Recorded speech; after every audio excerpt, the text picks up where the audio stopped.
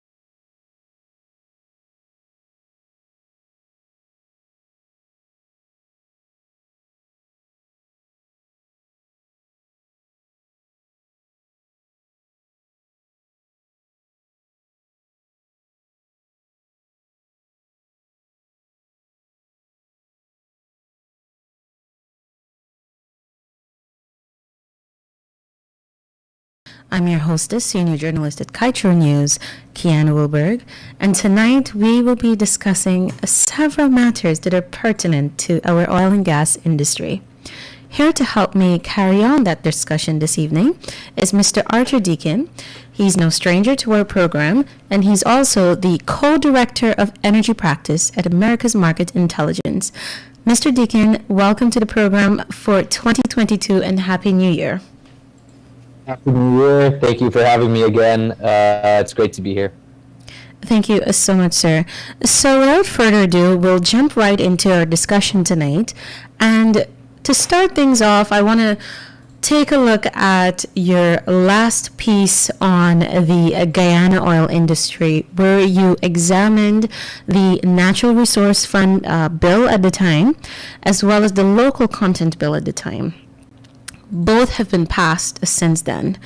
But before we get to that, I'd like to set the stage with a reminder of your introduction from that piece. And you said, and I quote, "With 300 million barrels of oil per day discovery and an 80% success rate, the largest energy company in the Americas," and here you referenced ExxonMobil in the piece as saying, "Guyana's numbers are incredible." Referencing Exxon again, you said, "The company will inject $30 billion into the development of its blocks offshore Guyana." With that, you went on to say the numbers are overwhelming, but few people understand the actual implications of how this will transform local and regional scenario. Can you explain for us what led you to this conclusion and what were the actual implications you were speaking of? Sure. Yeah. So, many of these numbers came from a couple of speeches from some Exxon officials. Yes. So that's where the numbers came from. In terms of implications,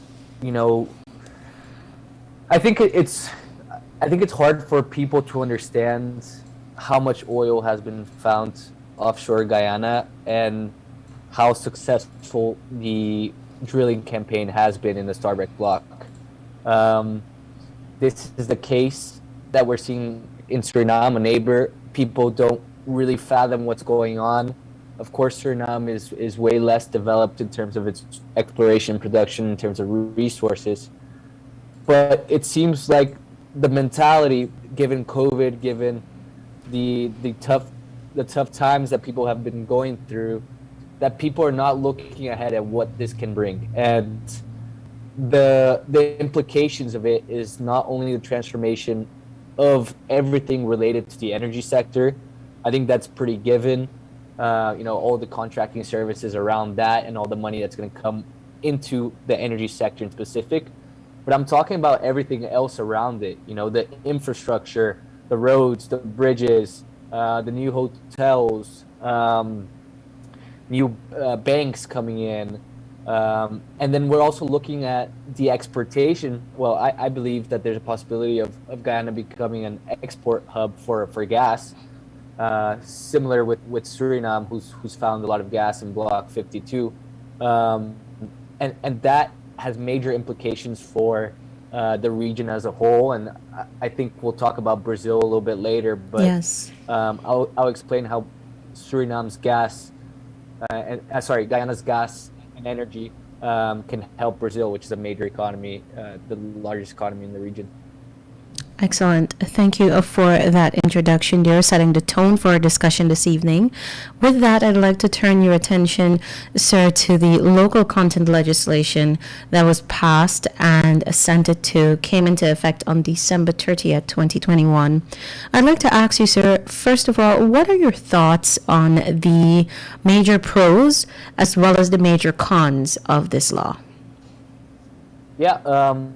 So I think, first of all, it's pretty concerning that both the local content and the NRF, National Resource Fund bills were passed at that time of the year where no one was really, paying attention as much. A lot of people are out on holidays. That's already, for me, not a great sign.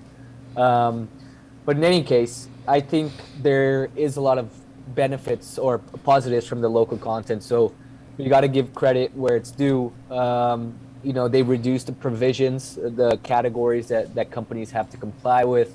I think it's down from over 150 to about 40. This simplification facilitates compliance, which is good.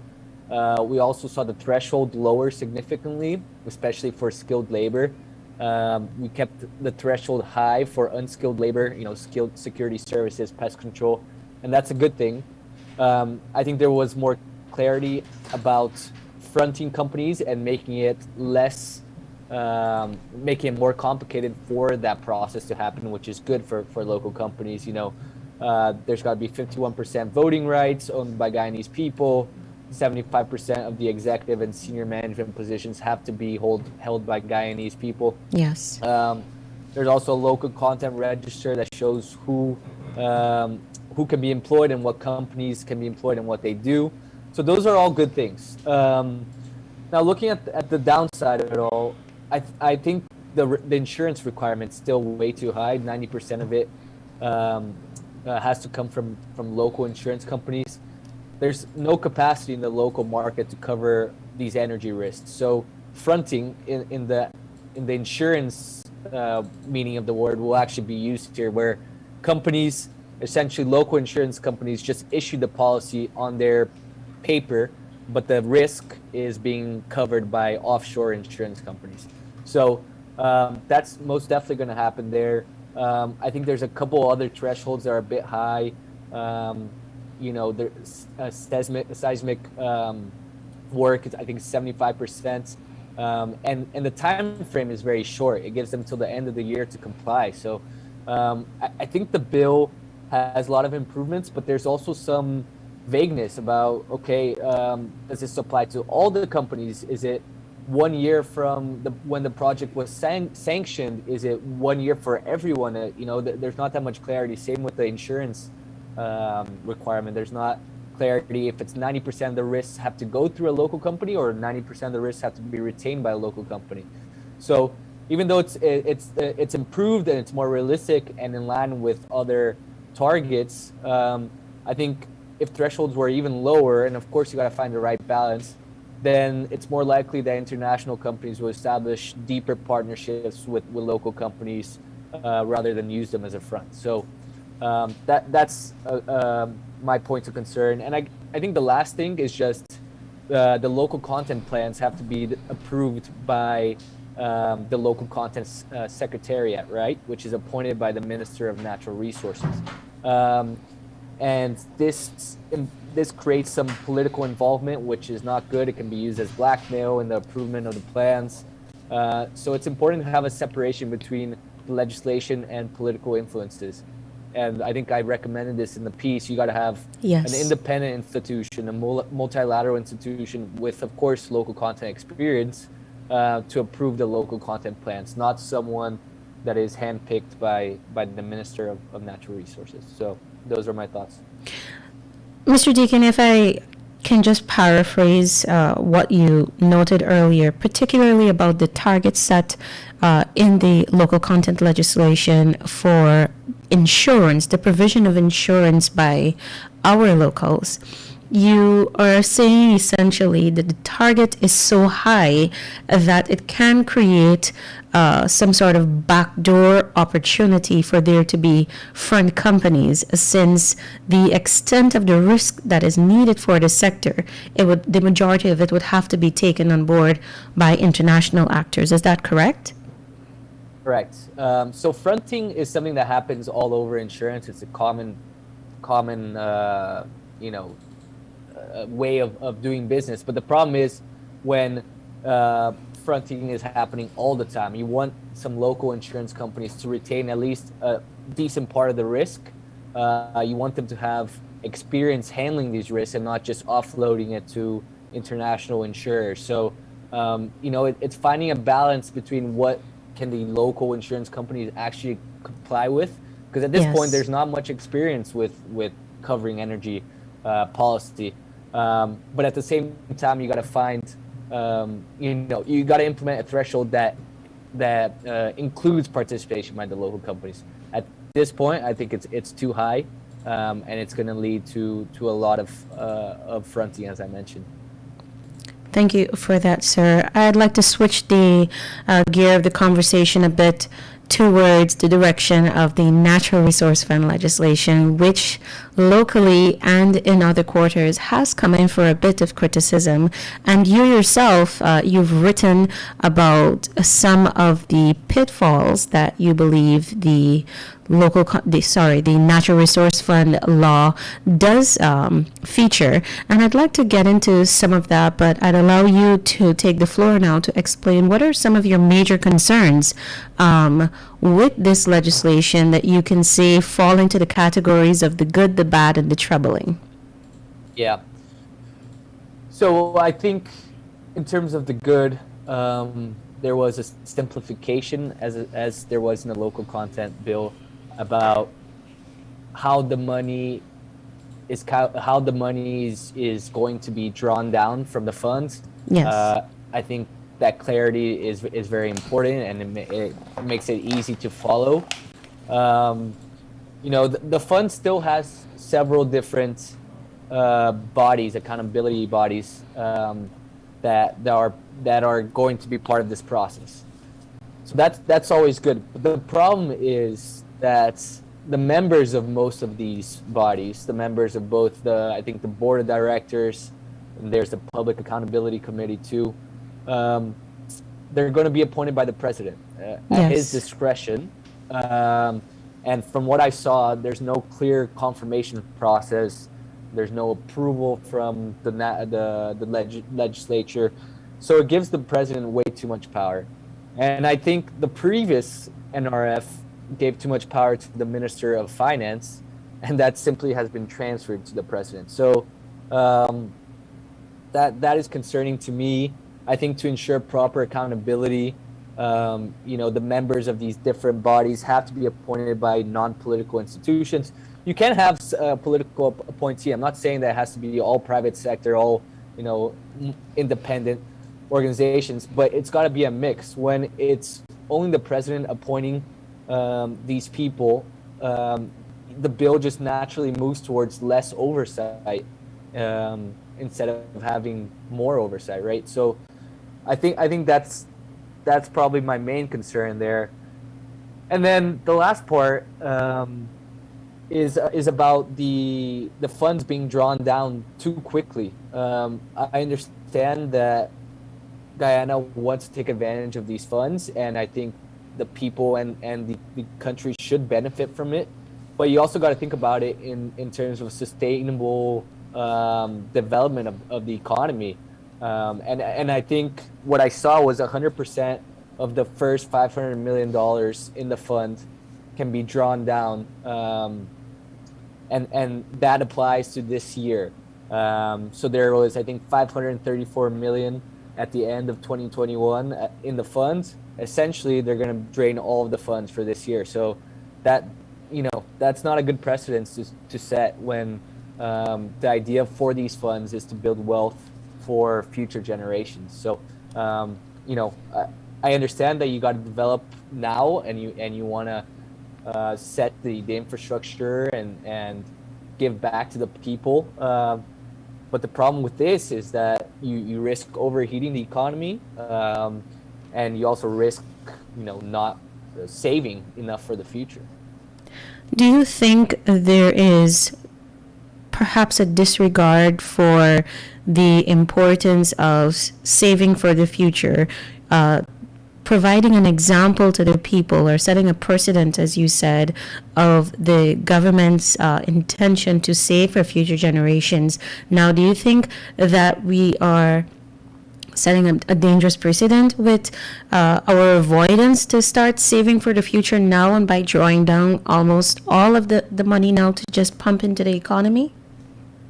Yeah, I think it's a dangerous precedent being set.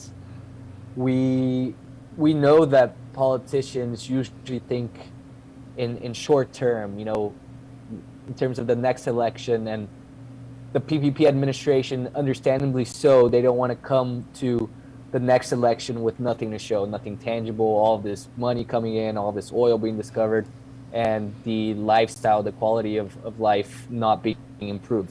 So I understand that you do want to spend, a decent amount of this money, but 100% of the funds in the first year, and of course it gradually lowers over time, which is positive, but I just think it's too high to start with. We look at what's going on, what Norway has developed, and they have a 3% limit on the total fund to spend. Of course, they're a more developed economy, so it's not apples to apples, but you can find something more in between the 3% and the 100%. And I think Guyana is overshooting a little bit on that end. Before we move to the next topic on tonight's list, just to have your input as well on this, sir, as it relates to explicit penalties for acts of corruption in natural resource fund legislation. Some of our stakeholders here have said that, we should outline quite a few explicit provisions for malfeasance in office with this money, whether it's with the custodian that is appointed, whether it's with the members of the board, whether it's with anyone that has anything to do with making decisions about this fund, whether it is insider trading, etc. However, the government has made it clear that if the money is transferred from the Natural Resource Fund to the consolidated fund, there's provisions already in place that say, okay, if you misuse tax dollars, then you can face or be placed before the court. Do you think that is substantial, or is it the practice that you have penalties outlined in such a legislation? Yeah, my belief is that you need to have penalties to ensure compliance, and the way that it's set up currently, from my understanding, creates a couple loopholes, which is not a good sign when you're handling this amount of money. So, I also want to give the government credit where it's deserved. There is some accountability measures. There are some penalties described in certain sections. Yes. But I don't believe it is enough in terms of what's required in terms of transparency. Okay, thank you very much for that comment there, Mr. Deacon. I'd like to take our attention now to the other half of our discussion this evening, and that is how can Guyana make the best use of its golden ticket? On this note, I'm not sure if you are aware, but Hess Corporation, at one of its most recent discussions with Goldman Sachs, boasted basically about the fact that Guyana will basically make it the best cash flow story in the history of the industry, of this decade, actually. Now, my question to you is, how do we put systems in place? What can we do to make Guyanese, who are the true shareholders of this world, beneficiaries of the best cash flow story for us? How do we make it the best cash flow story for Guyana? Yeah, good question. And I think that's something that we're all trying to figure out, and it's important that we do figure it out before it's too late. But I think the local content legislation is a good start. It includes important participation for many local companies. As I mentioned, there is some thresholds that I don't agree with, but at the end of the day, it's not going to be perfect. It's already, compared to Suriname that doesn't have a local content law, that's already an improvement. I think it really comes down to being able to train the local people as well. The Oil and Gas Training Institute is a really good thing.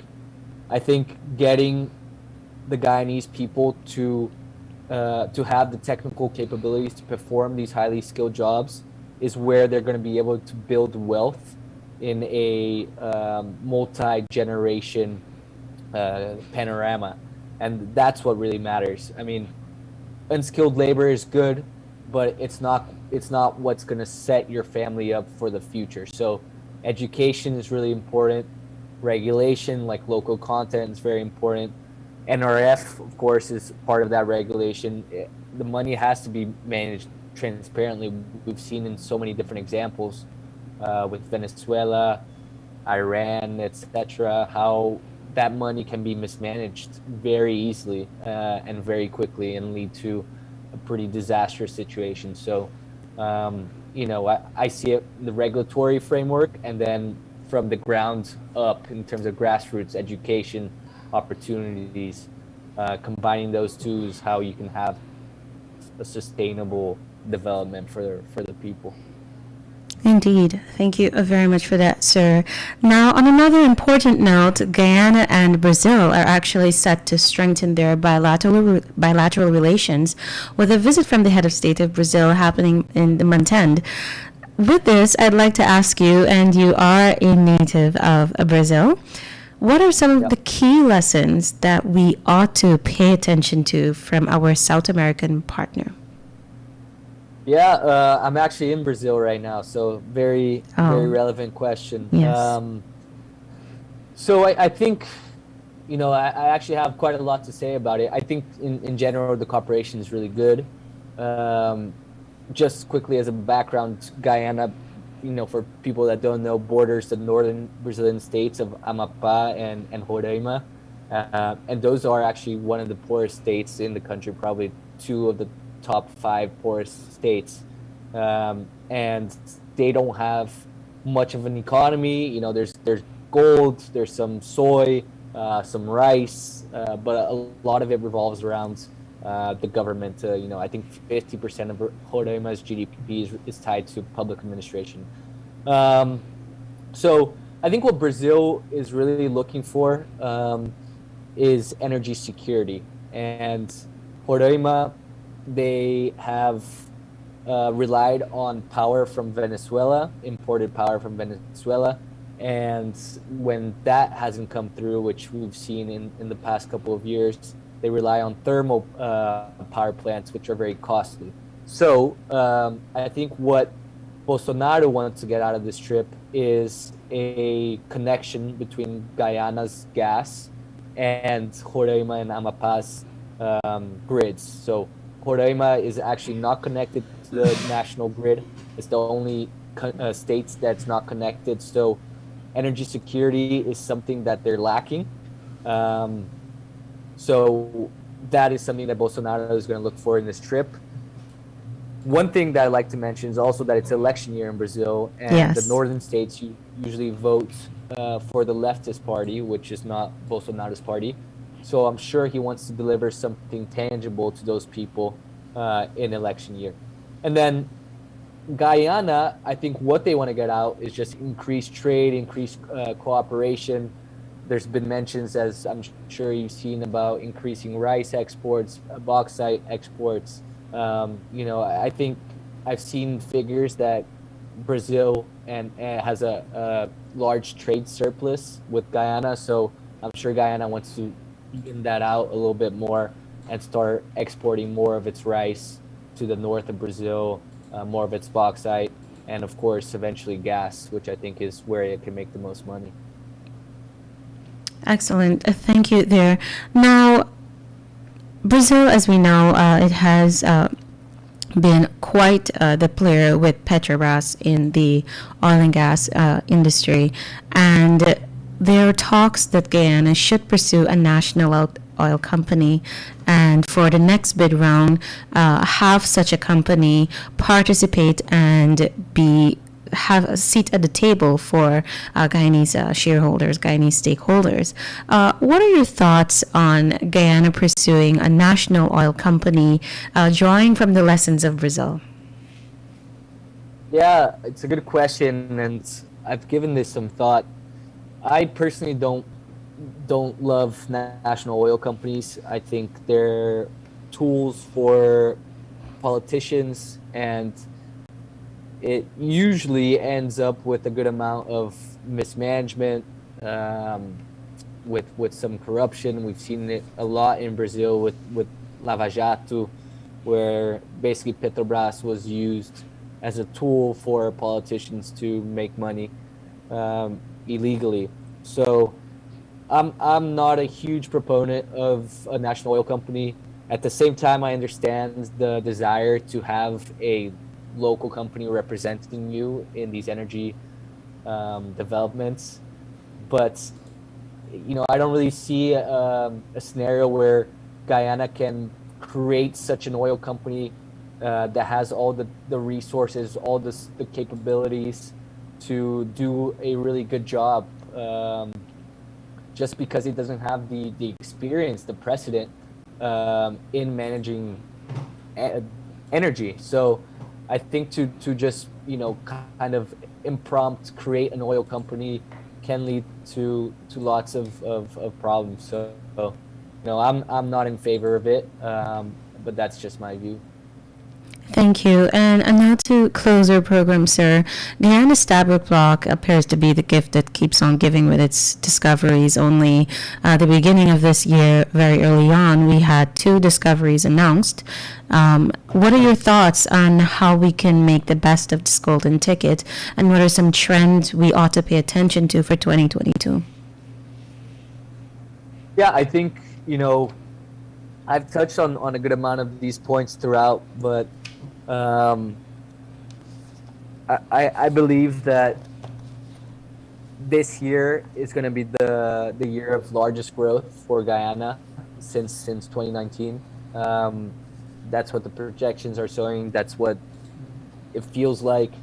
So there's going to be a lot of money to be made, and when a lot of money is to be made, there's a lot of money that can be mismanaged. So I think proper oversight of how this cash is being spent is extremely important. Investing it in those things that I mentioned, education, Yes. infrastructure, other hospitals, public services, is very important. And ensuring that you're looking at this in terms of long-term development, not short-term. Okay, I want to give something to people, but I'm not thinking about how this will impact our cash flow in the future. I think that mentality is dangerous, and it shouldn't be happening. I think there's enough lessons out there from different emerging frontier oil countries about what has gone wrong and what has gone right, that Guyana is pretty late in the stage in terms of oil development, that they have more than enough information to do the right thing. So, it'll be interesting to see. I think oil is rebounding already. We've seen it with the price. We've seen it with demand.